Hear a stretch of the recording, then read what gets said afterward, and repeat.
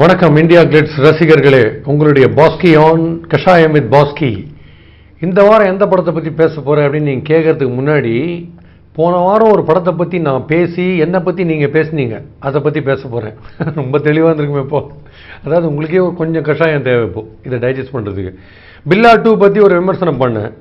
அதில் ஒரு 80 to 85% என்ன சொன்னாங்க, நல்லா இருக்குன்னு சொன்னாங்க. ஒரு 15% என்ன சொன்னாங்க, டே மொட்டை உனக்கு என்னடா தெரியும் படத்தை பற்றி, நீ என்ன நடிச்சிருக்க, நீ யார் எங்கள் தலையை பற்றி பேசுகிறதுக்கு அப்படின்னு நிறைய பேர் கேட்டீங்க. பிரச்சனையே கிடையாது, அது உங்களுடைய கருத்து. நான் சொல்கிற கருத்துக்கு கரெக்டாக இல்லையான்னு சொல்கிறது உங்களுடைய உரிமை, நீங்கள் கண்டிப்பாக சொல்லலாம். இப்போ நான் எப்படி சொல்கிறேன்னா, ஷோ ஒரு பொலிட்டிக்கல் சட்டையர் பண்ணுறாரு, இல்லை பொலிட்டிக்கல் கமெண்டேட்டர் இருக்கார்.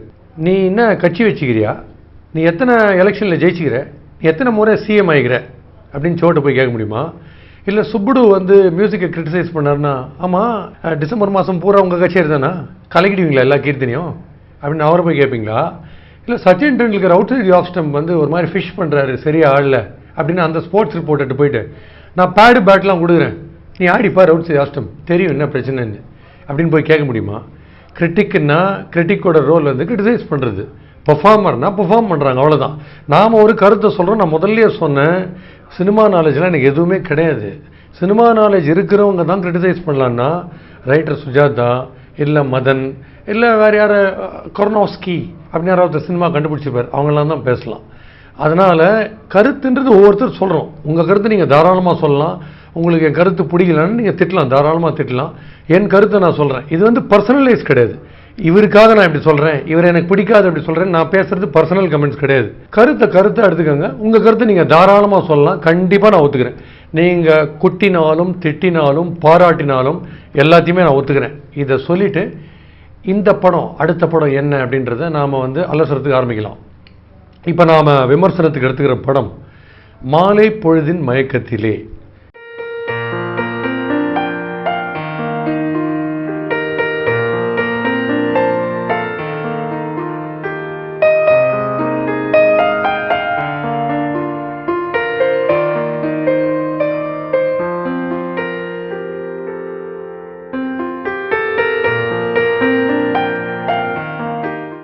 இது என்ன ஆர்ட் ஃபிலிமா, கமர்ஷியல் ஃபிலிமா, மசாலா ஃபிலிமா, ஆக்ஷன் ஃபிலிமா, ஆட் ஃபிலிமா, இல்லை ஃபிலிமா அப்படின்ற டவுட் உங்களுக்கு கண்டிப்பாக வரும். இந்த படத்தை பார்த்தீங்கன்னா வரும். ஏன்னா நான் இந்த படம் என்ன அப்படின்னு தெரிஞ்சுக்கணுன்னு கஷ்டப்பட்டு 112 நிமிஷம் அதிலே போட்டிருக்காங்க. 112 நிமிஷம்னு 112 நிமிஷமும் நான் யோசித்தேன், இது என்ன கதைன்னு. எனக்கு புரியல. ஒருவேளை உங்களுக்கு புரிஞ்சதுனாலோ, இல்லை அந்த டைரக்டருக்கு இந்த கதை புரிஞ்சிருக்குனாலோ அவர் சொன்னார்னா கொஞ்சம் நல்லாயிருக்கும். இல்லை யாராவது ஒருத்தர் ஆங்கரிங் பண்ணி இதெல்லாம் தான் நாங்கள் எடுக்கணும்னு நினச்சோம், இதுதான் ஆக்சுவலாக இந்த படம், பட் இந்த சீனில் ஒருவேளை உங்களுக்கு புரியலன்னா இதுதான் படம் அப்படின்னு சொல்லிட்டாங்கன்னா நல்லாயிருக்கும். ஒரு ஆட் ஃபிலிம் அது என்ன மிஞ்சி போனால் 20 செகண்ட் இல்லை 40 செகண்ட் வரும். அந்த ஃபிலிமையே ஒரு 2 மணி நேரத்துக்கு எடுத்தால் எப்படி இருக்கும்? அதுதான் மாலை பொழுதின் மயக்கத்திலே. கதை என்னென்னு கேட்குறீங்க? நான் ரொம்ப நாளாக யோசிச்சேன், ஏதோ ஒரு கதை இருக்குது, அது என்ன கதை எனக்கு தெரியல, ஏதோ ஒரு கதை கண்டிப்பாக இருக்காது. ஓப்பனிங்லேயே அந்த ஹீரோ ஆரி இருக்காரு, அவர் தான் ஒரு படத்தை டைரக்ட் பண்ணணும் அப்படின்னு ஆரம்பிக்கிறாரு. டேர்ம்ஸ் பேசுகிறாங்க, ஃபைனான்ஸுக்கு ஒருத்தர் ஐஸ்வர்யா வராங்க, ஒரு ஹீரோ வழுக்கு தலையாக ஒருத்தர் வர்றாரு, அவர் தான் நான் தான் ஹீரோவை நடிப்பேன் அடம் பிடிக்கிறாரு. இப்படி ஆரம்பிக்குது. இப்படி ஆரம்பித்ததும் சரி இந்த ஆளுடைய லைஃப் எப்படி போகுது ஆஸ் அ டைரக்டர், அவருடைய லைஃப் எப்படி ஆஸ் அ ஹீரோ போகுது அப்படின்னு தான் நான் நினச்சேன் முதல்ல. அப்படியே கட் பண்ணிட்டு சீனுக்கு சீன் மழை படத்தில். சம்டைம்ஸ் பழைய காலத்து படம்லாம் பார்த்தீங்கன்னா அப்படி இப்படி கோடு கூட வரும் மழை, புரியாமல் பிளாக் அண்ட் ஒயிட் படத்தில். அது மாதிரி இல்லை, நிஜமும் மழையை காமிக்கிறாங்க. ஆனால் லொக்கேஷன் என்னென்னா காஃபி ஷாப்.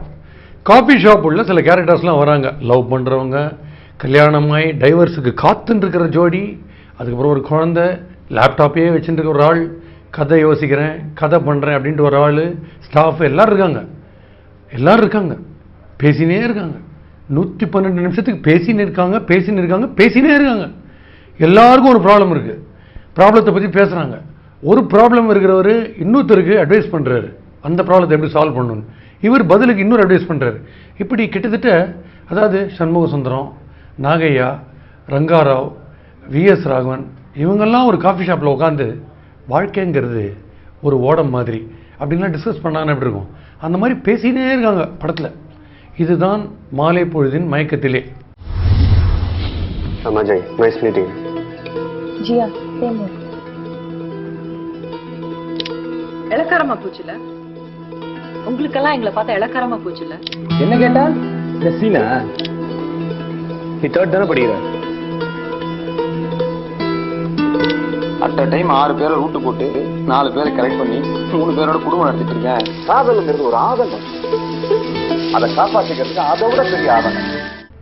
சீன்ஸ் வைஸ் அதெல்லாம் பார்த்தீங்கன்னா ஒரு ஹீரோயின் என்ட்ரி ஒன்று கொடுக்குறாங்க திடீர்னு அந்த காஃபி ஷாப்பில். அந்த ஹீரோ முதல்ல அதாவது டேரக்டர், ஃபிலிம் டேரக்டர், அந்த ஹீரோயினை பார்த்த உடனே அவருக்கு மனசில் அப்படியே பட்டாம்பூச்சிலாம் பறகுது. அந்த பொண்ணு இந்த மாதிரி ஒரு அழகு நம்ம லைஃப்பில் பார்த்ததே இல்லையே, மிஸ் பண்ணக்கூடாதுன்னு சொல்லிட்டு 2 பேரும் ஒரே டேபிளில் உட்காந்து பேசுகிறாங்க, பேசிக்கினே இருக்காங்க. ரொம்ப ஏன் பேசுகிறாங்க, அவங்களுடைய க்ளோஸ்அப் எந்த அளவுக்குன்னா அவங்களுடைய காதுலேருந்து சம்டைம்ஸ் கேமரா வந்து காது உள்ளே விட்டு அப்புறம் மூக்கு வழியாக எடுத்து அந்த அளவுக்குலாம் ஒரு க்ளோஸ்அப். இதை மீறி ஒரு க்ளோஸ்அப்லாம் காட்டவே முடியாது.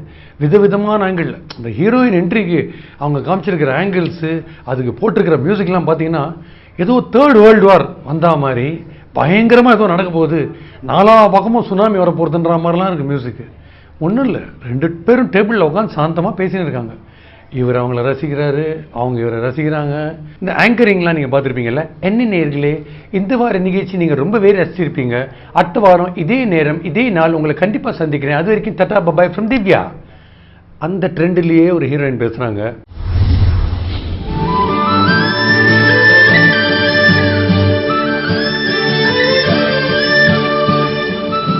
என்ன பண்றீங்க? சும்மா இருக்கேன். பார்ட் டைமா ஃபுல் டைமா? Full time. சீனில் முதல்ல படம் எடுக்கும்போது முதல் சீனில் ஒரு டேரக்டர் படம் எடுக்க போகிறேன் அப்படின்னு சொல்லிட்டு ஒரு ஹீரோவை புக் பண்ணி ஃபைனான்ஸுக்கு ஏற்பாடு பண்ணி ஆரம்பிக்கிறார்.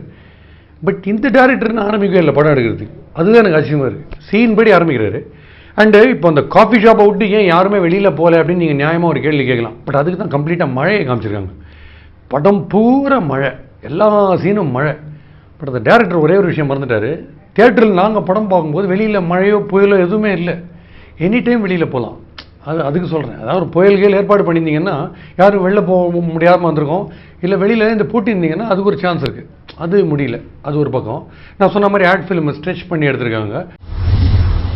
சினிமா மச்சான் இப்படித்தான் நடக்கும். உன்கிட்ட எவ்வளவு திறமை இருக்குன்னு யாருக்கும் அக்கறை இல்ல.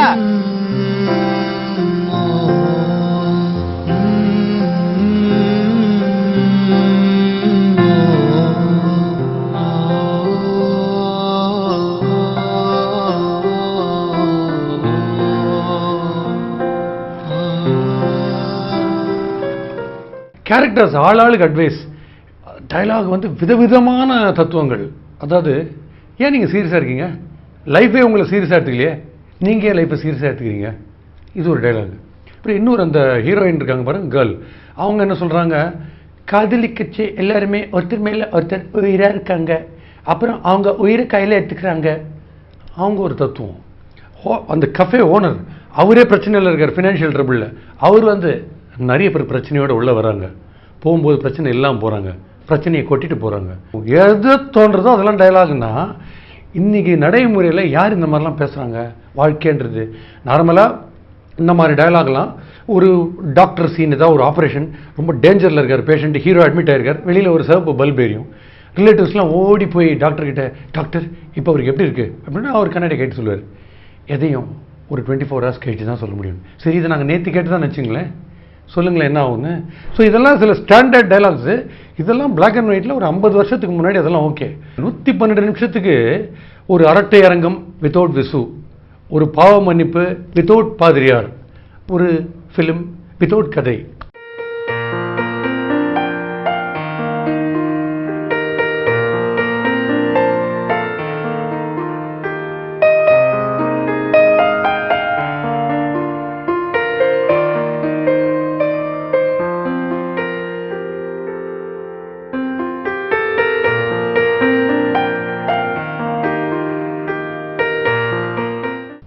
நான் ஏன் சொல்கிறேன்னா, ரைட்டர் சுஜாதாவோட நான் நிறைய டிஸ்கஸ் பண்ணிருக்கேன் இந்த படத்தை பற்றிலாம். என்கிட்ட வரவங்க எல்லாருமே ஒன்று சொல்கிறாங்கடா, ரொம்ப டிஃப்ரெண்ட்டாக வந்திருக்கு சார் படம், சப்ஜெக்ட் ரொம்ப டிஃப்ரெண்ட்டுன்னு அவங்களே சொல்லிக்கிறாங்க. அவர் எப்பயுமே சொல்லார், ப்ரெமைஸ்னு ஒன்று இருக்குது ஒரு படத்துக்கு. அதாவது ஒரு காமன் மேன் ஒரு நாள் முதல்வன் ஆனான்னா எப்படி இருக்கும், அதுதான் முதல்வன்.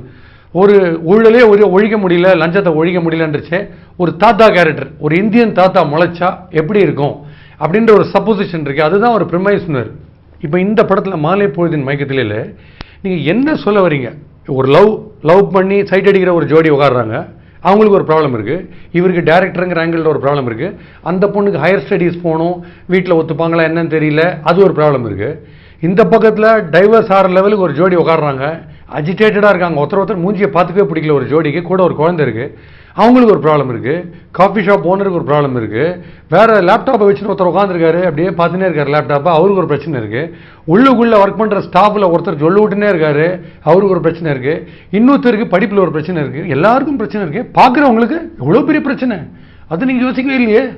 நாங்கள் ஒரு ப்ராடக்ட் என்னன்னே தெரியாமல் 120 ரூபா கொடுத்து டிக்கெட்டை வாங்கிட்டு உள்ளுக்குள்ளே வந்தோம்னா இட்ஸ் யுவர் டியூட்டி டு என்டர்டெயினர்ஸ். நீங்கள் எங்ராஸ்டாக ஒரு 120 நிமிஷத்துக்கு ஏதாவது காமிங்க. 120 நிமிஷமும் யாராவது வாழைப்பழத்தில் வழிக்கு ஊந்துனே இருக்கட்டும், நாங்கள் சிரிக்கிறோம், பரவாயில்ல. எங்களை சிரிக்க வச்சிங்கன்னா சக்ஸஸ். பயங்கரமாக சிந்திக்க வைக்கிறீங்களே, ஏன் உள்ளே வந்தோன்னு, அதுதான் கொஞ்சம் டென்ஷனாக இருக்குது.